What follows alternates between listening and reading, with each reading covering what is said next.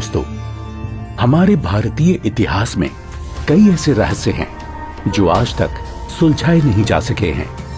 इनमें से एक ऐसा रहस्य है जो पूरे विश्व को हैरान कर रहा है, और वो है जगन्नाथ मंदिर का रहस्य। तो चलिए इस रहस्य को सुलझाने का प्रयास करते हैं। कहते हैं इतिहास को कभी मिटाया नहीं जा सकता। वो इतिहास ही है जो हजारों लाखों वर्षों में घटित हुई अतीत की घटनाओं को चलचित्र की तरह हमारे सामने रूबरू करा देता है। जगन्नाथ मंदिर भारत के ओडिशा राज्य में स्थित एक हिंदू मंदिर है। जगन्नाथ मंदिर को भारत के सबसे पवित्र मंदिरों में से एक माना जाता है। जगन्नाथ मंदिर के बारे में कई रहस्य हैं।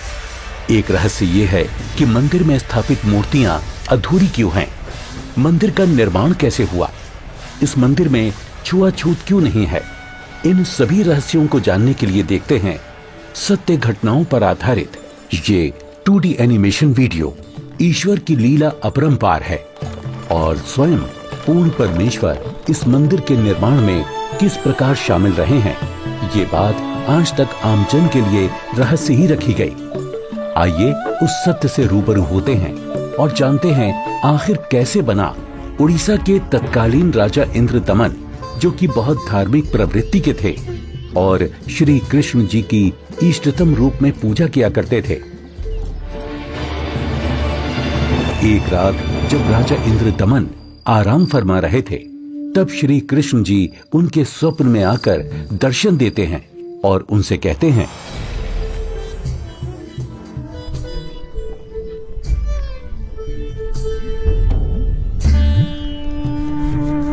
इंद्रदमन,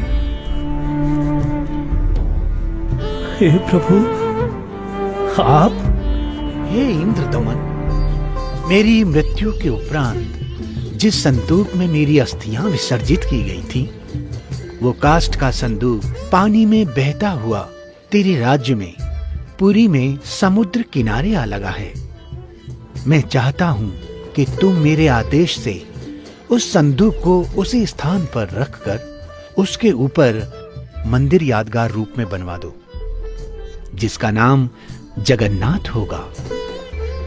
और उस मंदिर में एक विप्र रख देना जो श्रद्धालुओं को पवित्र गीता के अनुसार ज्ञान प्रचार करेगा।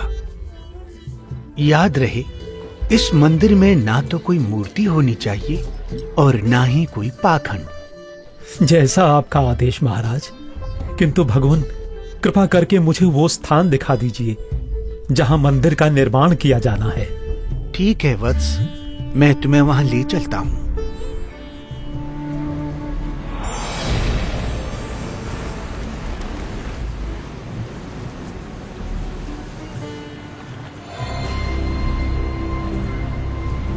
इंद्रदमन, यही वह स्थान है जहां तुम्हें हमारा मंदिर बनाना है।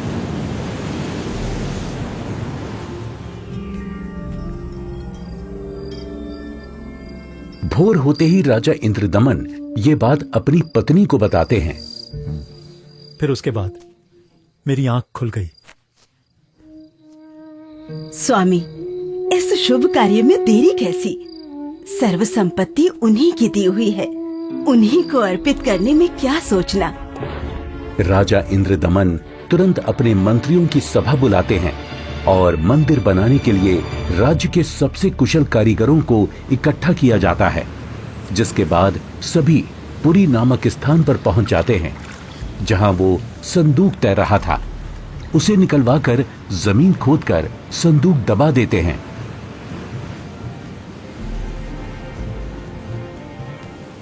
और देखते ही देखते उस संदूक के ऊपर मंदिर बनाने का काम शुरू हो जाता है।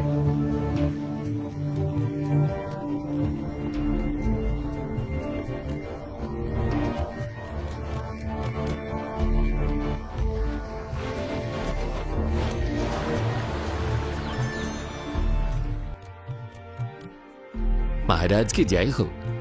प्रभु श्री कृष्ण जी की दया से मंदिर बनकर तैयार है महाराज। राजन, बहुत सुंदर मंदिर बनकर तैयार हुआ है। सब श्री कृष्ण जी की कृपा। पीछे हट जाओ, पीछे हट जाओ, सभी चलो। समुद्री तूफान आ रहा है, समुद्री लहरें इतनी ऊपर उठकर हमारी तरफ आ रही हैं। लहरें बहुत तेज हैं। भागो भागो, तूफान आ गया।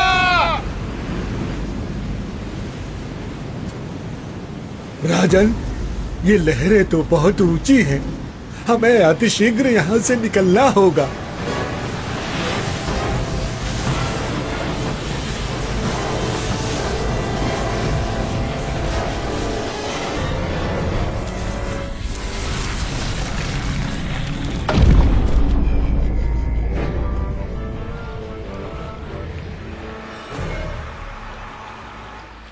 हे भगवान, ये क्या अनर्थ हो गया। समुद्र की लहरों ने मंदिर को तहस नहस कर दिया है महाराज। जगन्नाथ मंदिर के तैयार होते ही समुद्री लहरों का आना और मंदिर को अपने आगोश में समा लेना, ये घटना सिर्फ एक बार नहीं अपितु 5 बार घटित होती है।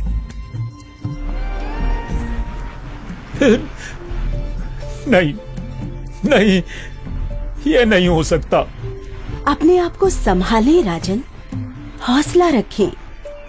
न जाने समुद्र मुझसे कौन से जन्म का बदला ले रहा है। मैं क्या करूं, कुछ समझ नहीं आ रहा है। राजकोष भी खाली हो चुका है। अब और मंदिर बनवाने का मेरा सामर्थ्य ही नहीं बचा। हे भगवान, यह तुच्छ जीव आपके आदेश का पालन अब नहीं कर पाएगा। मुझे माफ कर देना भगवान, माफ कर देना। राजा के 100 यत्न करने के बावजूद मंदिर नहीं बन रहा था। तब काल ब्रह्म से हुए वचन के मुताबिक सर्व सृष्टि के रचनाहार, सभी आत्माओं के जनक, दुखहर्ता कबीर प्रभु अपने निज धाम सतलोक से आकर वहां प्रकट होते हैं और एक संत रूप में राजा के दरबार में पहुंच जाते हैं।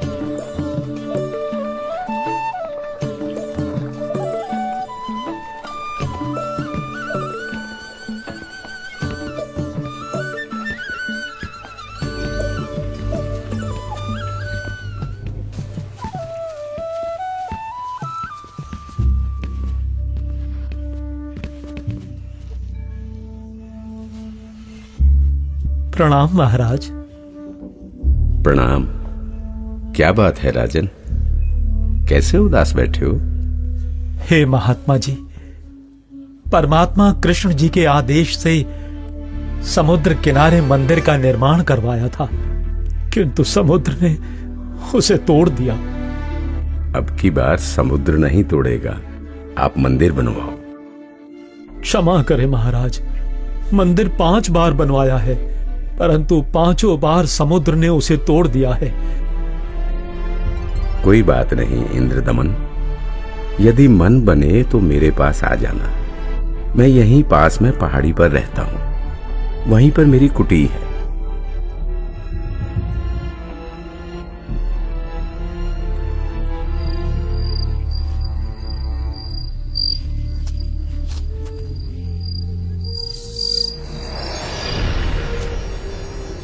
इंद्रदमन, एक बार फिर मंदिर बनवा दे। जो तेरे पास संत जी आए थे तो उन्हीं से सहायता की याचना कर ले। वो कोई मामूली संत नहीं है इंद्रदमन, उनकी भक्ति शक्ति का कोई पार पार नहीं है।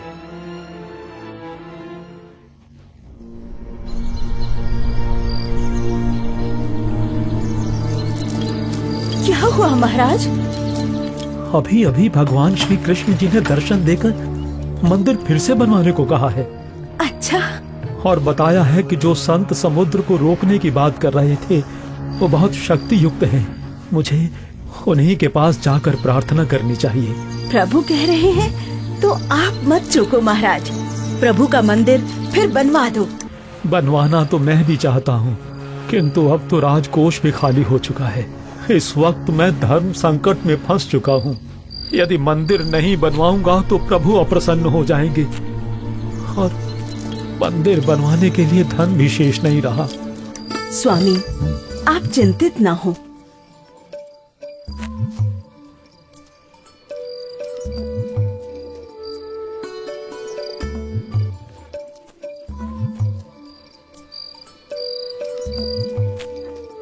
मेरे पास आभूषणों की कोई कमी नहीं है। किंतु रानी, आपके आभूषण। अभी उसकी चिंता आप ना करें राजन। आपका और मेरा दुख एक ही है, दो नहीं है। आप संकट में हैं, मैं इन आभूषणों का क्या करूंगी? आप बस भगवान के आदेश के अनुसार मंदिर निर्माण का कार्य पुनः प्रारंभ करवाएं। स्वामी, ये आभूषण भी भगवान के ही दिए हुए हैं और भगवान के आदेश का पालन करने में इनका सहयोग लेना मैं अपना सौभाग्य समझूंगी। जी। सुबह उठते ही राजा इंद्रदमन अपने महामंत्री को बुलाकर भगवान श्री कृष्ण जी के आदेश के बारे में बताते हैं। आप जाइए और मंदिर कार्य पुनः प्रारंभ कराने की तैयारी करें।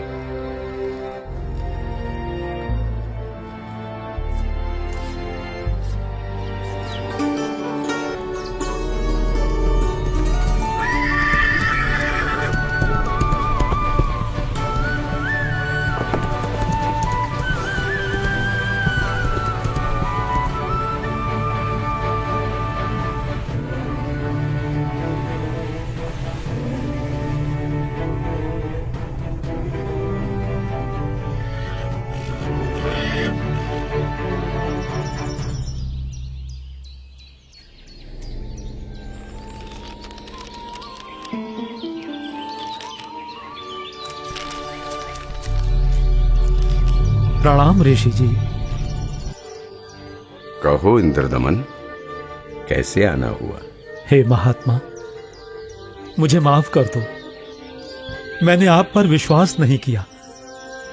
स्वप्न में भगवान श्री कृष्ण जी ने बताया है कि आप समर्थ ऋषि हैं। मुझ दीन पर कृपा करो। राजन, जिस ओर से समुद्र हर बार आकर मंदिर को बहा ले जाता है, आप उस ओर एक छोटा सा चबूतरा बनवा दें, जिस पर बैठकर मैं परमात्मा की भक्ति करूंगा। जो आज्ञा महाराज। कुछ समय बाद मंदिर का निर्माण कार्य तकरीबन पूरा हो चुका था। एक दिन राजा स्वयं खड़े होकर निर्माण कार्य देख रहे होते हैं। तभी वहां गोरखनाथ जी आ जाते हैं। प्रणाम स्वीकार करें महात्मन। इंद्रदमन, आप भगवान का इतना सुंदर मंदिर बनवा रहे हैं, किंतु सुना है कि इस मंदिर में कोई मूर्ति नहीं लगा रहे। ऐसा क्यों? मुनिवर क्षमा करें। भगवान श्री कृष्ण ने स्वयं स्वप्न में आकर मुझे मूर्ति लगाने से मना किया है। राजन, सपना तो सपना ही होता है। आपको हमारे आदेश का पालन करना होगा। मंदिर में भगवान कृष्ण की मूर्ति की स्थापना की जाए। हे महात्मन, जैसा आपका आदेश। हाँ, और याद रहे, मूर्ति चंदन की लकड़ी से बनाई जाए। राजा ने अपने मंत्रियों को बुलाया और विचार विमर्श करने के बाद अन्य संतों से कहा कि राजन, अकेले भगवान का मन कैसे लगेगा? मंदिर में भगवान श्री कृष्ण जी के साथ साथ बलराम और सुभद्रा की मूर्ति भी स्थापित की जाए। राजा ने मूर्ति बनाने के लिए एक कुशल कारीगर ढूंढने की बात कही। मंत्रियों ने 3 कुशल कारीगरों को बुलाकर मूर्तियां बनवाना शुरू कर दिया। अब एक तरफ मंदिर तो दूसरी तरफ मूर्तियां बनाने का काम चल रहा होता है, किंतु कुछ समय बाद पता चलता है कि जिस तरह मंदिर बार बार टूट रहा था, अब इस प्रकार मूर्तियों के भी अपने आप टुकड़े टुकड़े होने लगते हैं। और ऐसा 3 बार होता है, जिसे देख राजा इंद्रदमन बहुत चिंतित हो जाते हैं, किंतु भगवान से भक्त का दुख देखा नहीं जाता। इसलिए एक दिन जब राजा अपने दरबार में बैठे होते हैं और पूरा दरबार बिल्कुल शांत होता है, सबके सब इसी चिंता में होते हैं कि करें तो क्या करें। तभी वहां पूर्ण परमात्मा कबीर देव, एक वृद्ध कारीगर यानी शिल्पकार का रूप धारण करके प्रकट हो जाते हैं।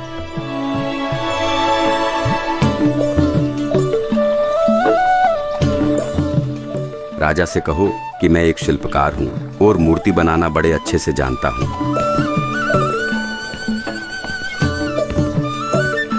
महाराज की जय हो।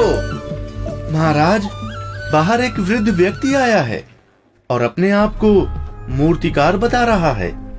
आपसे मिलना चाहता है महाराज। अवश्य, उनको अवश्य आने दिया जाए।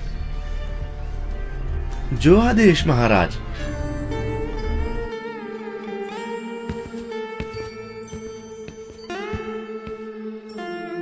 ये कारीगर तो बड़ा अनुभवी लगता है।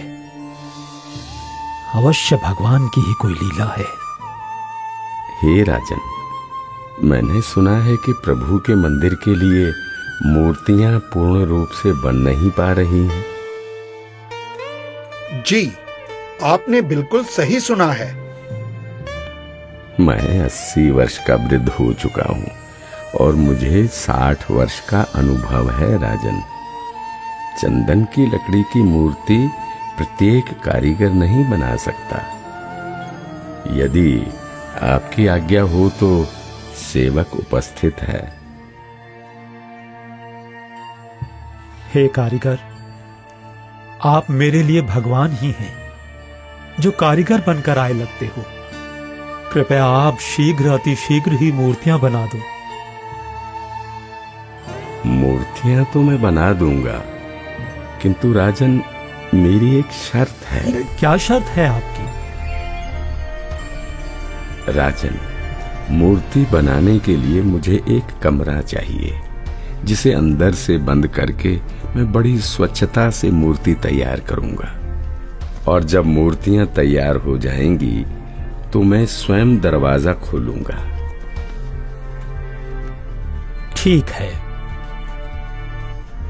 एक बात और राजन, यदि किसी ने मेरे बाहर आने से पहले दरवाजे को खोलने का प्रयास किया तो मूर्तियां फिर पूरी बन नहीं पाएंगी।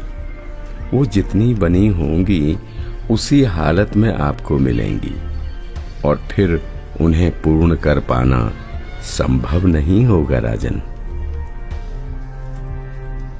जैसी आपकी इच्छा।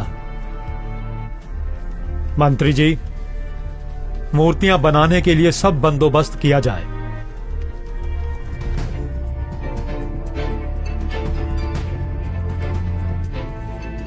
प्रणाम महात्मा जी।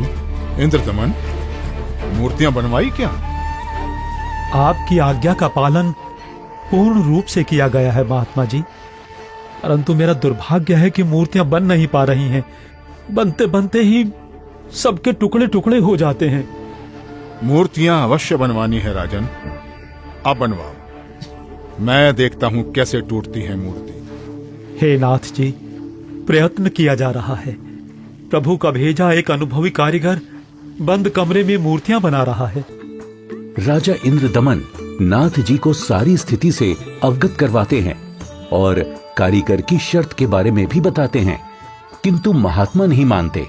वो मूर्तियां देखने की जिद करने लगते हैं और राजा के मना करने के बावजूद भी उस कमरे के सामने पहुंच जाते हैं जहां मूर्ति बनाने का काम चल रहा होता है।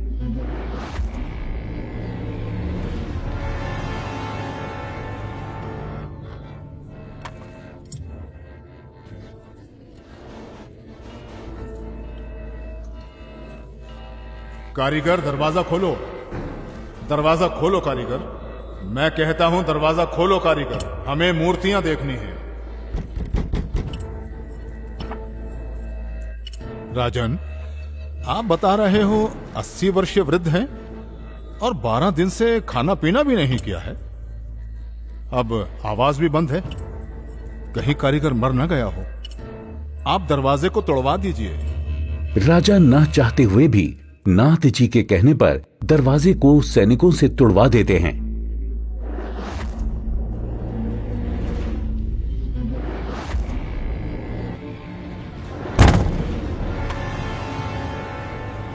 दरवाजा खुलने पर अंदर कोई कारीगर नहीं मिलता।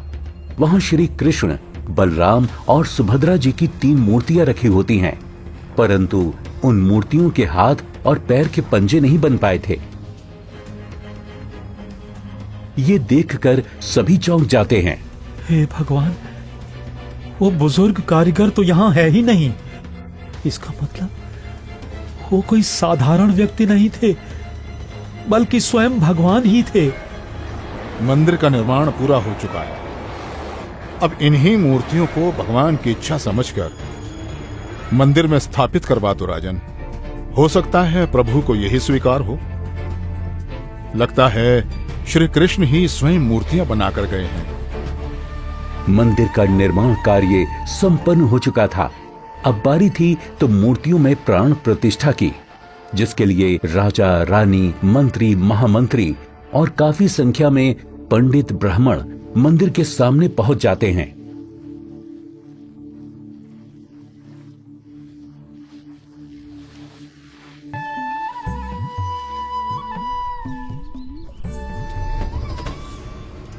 रे दुर्बुद्धि शूद्र, अपवित्र! देखता नहीं मंदिर का द्वार अपवित्र कर दिया तूने। शूद्र कैसे बन गई? भगवान ये कैसे हो गया? ये कैसे हो गया भगवान? कैसे हो गया? प्रभु क्षुब्ध हो गई हैं क्योंकि मुख्य द्वार को उस शूद्र ने अशुद्ध कर दिया है, इसलिए सब मूर्तियों ने शूद्र रूप धारण कर लिया। बहुत बड़ा अनिष्ट हो गया राजन। कुछ समय उपरांत देखते ही देखते मूर्तियां अपने वास्तविक रूप में आ जाती हैं, जिसके बाद पंडित कई बार गंगा जल छिड़ककर मूर्तियों को शुद्ध करने का उपक्रम करते हैं। मूर्ति स्थापना के कुछ दिन बाद अचानक समुद्री तूफान आ जाता है और समुद्री लहरें लगभग 40 फीट ऊंची उठकर बहुत तेज वेग में मंदिर की ओर चल पड़ती हैं। सभी आपस में बातें करने लगते हैं।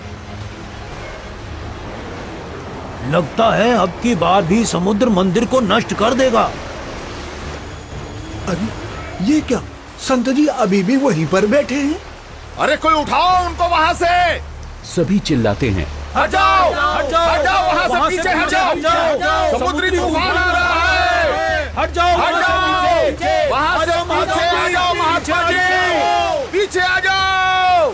अरे अरे अरे अरे अरे ये क्या हो गया? ये क्या हो गया? ये क्या हो गया? क्या हो गया?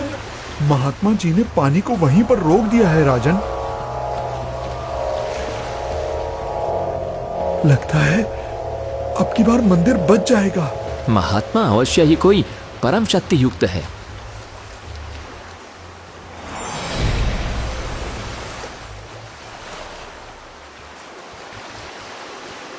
हे भगवान, मुझे रास्ता देने की कृपा करें। मैं मंदिर तोड़ने जाऊंगा। वत्स, ये मंदिर नहीं है। यहाँ पाखंड पूजा नहीं होगी, बल्कि गीता का ज्ञान सुनाया जाएगा। ये तो आश्रम है। आप जैसे बलवान को शोभा नहीं देता कि इसको विध्वंस करें। लेकिन मैं इसे अवश्य तोड़ूंगा, चाहे कुछ भी हो। अगर ऐसा है तो जाइए समुद्रदेव, तोड़िए।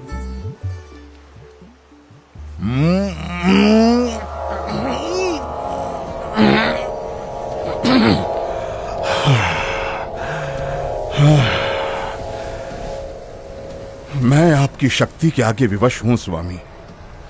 आपकी शक्ति अपार है। आप मुझे रास्ता देने की कृपा करें प्रभु।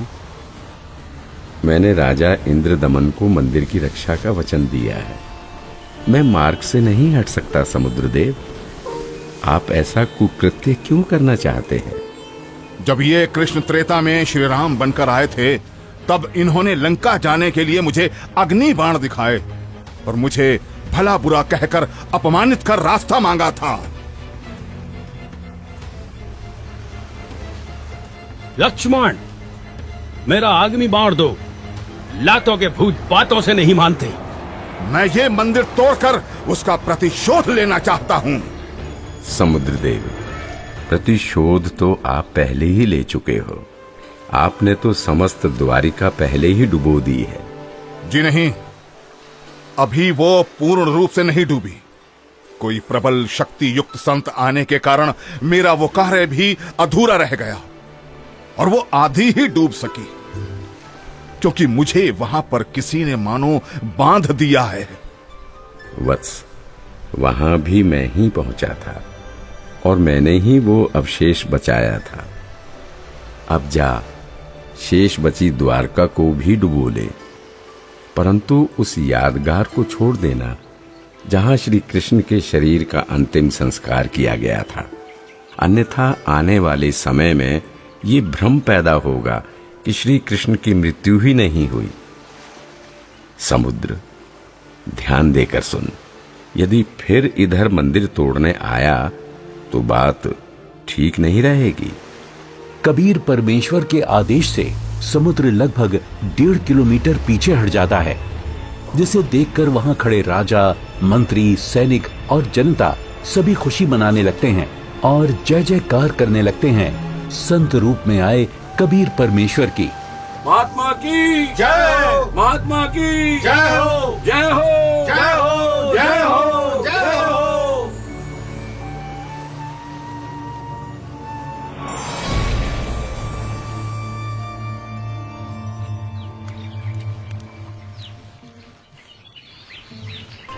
पंडित जी, सब कुछ करके देख लिया, आपका कुष्ठ रोग तो बढ़ता ही जा रहा है। भगवान, हे परमेश्वर, ये क्या हो गया? हे प्रभु, कष्ट हरो महाराज, क्षमा करो महाराज। पता नहीं मुझे किस पाप का प्रायश्चित करना पड़ रहा है। गलती क्षमा करो प्रभु, गलती क्षमा करो।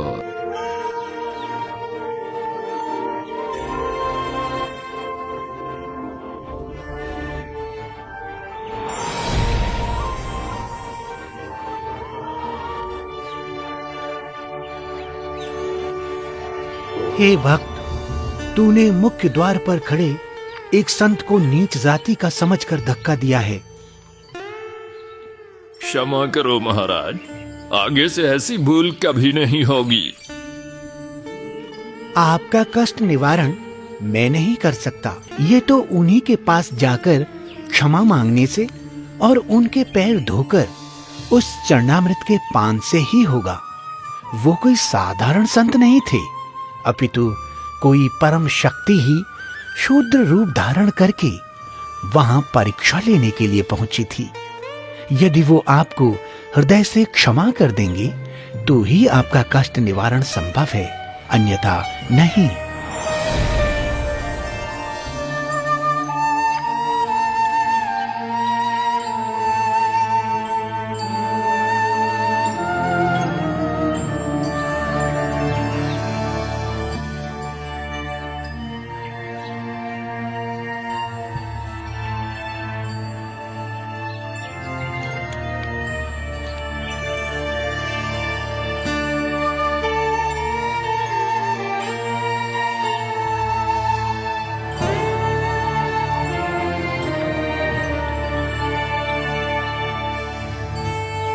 सुना है कि पंडित जी ने प्राण प्रतिष्ठा वाले दिन जिसको धक्के मारकर मंदिर से बाहर गिराया था, भगवान श्री कृष्ण ने दर्शन देकर उन्हीं से माफी मांगने को कहा है।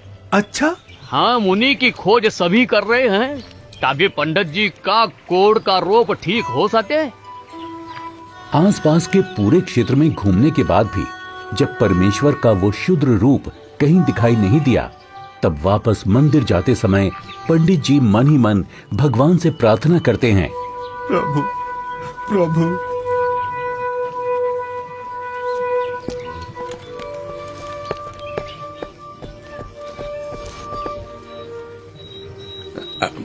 अरे अरे रुकिए पंडित जी, मैं शूद्र हूं, मेरे नजदीक मत आइए, आप भी अशुद्ध हो जाएंगे। आप ऐसा न बोले, मैं बहुत शर्मिंदा हूं भगवान। परवरदिगार, मेरा दोष क्षमा कीजिए, मुझ पर दया कीजिए करुणा निधि। क्या बात है पंडित जी, आप क्यों विलाप कर रहे हैं? महाराज, उस दिन मुझसे बहुत बड़ी भूल हो गई, मुझे क्षमा कर दीजिए प्रभु। ये नीच प्राणी प्रायश्चित करना चाहता है, अपने चरणों का जल देने की कृपा करें जिससे मेरा कोढ़ ठीक हो सके प्रभु।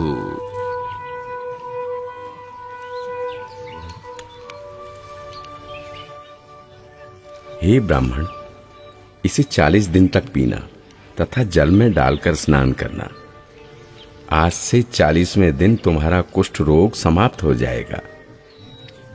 अब से भविष्य में इस जगन्नाथ मंदिर में किसी ने भी छुआछूत की तो उसकी भी यही दशा होगी, दंड का भागी होगा।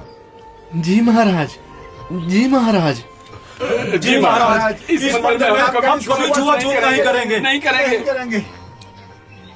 आशीर्वाद है बच्चों।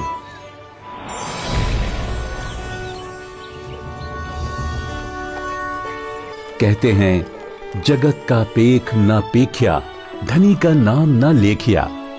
कोई कहता है कि मंदिर श्री कृष्ण जी ने बनवाया, तो कोई कहता है कि जगन्नाथ भगवान ने बनाया, लेकिन जो करने वाला था उसका कहीं नाम नहीं। खैर, वो परमात्मा अपने आप में ही पूर्ण है, वो किसी महिमा का मोहताज नहीं। तो आपने देखा कि किस प्रकार परमेश्वर कबीर देव जी ने संत रूप में प्रकट होकर समुद्र को रोककर जगन्नाथ मंदिर की स्थापना करवाई, कारीगर रूप में अवतरित होकर मूर्तियां बनाई और क्षुद्र रूप बनाकर मंदिर से छुआछूत जैसी बुराई को हमेशा हमेशा के लिए खत्म कर दिया। समर्थ का कार्य समर्थ ही कर सकता है।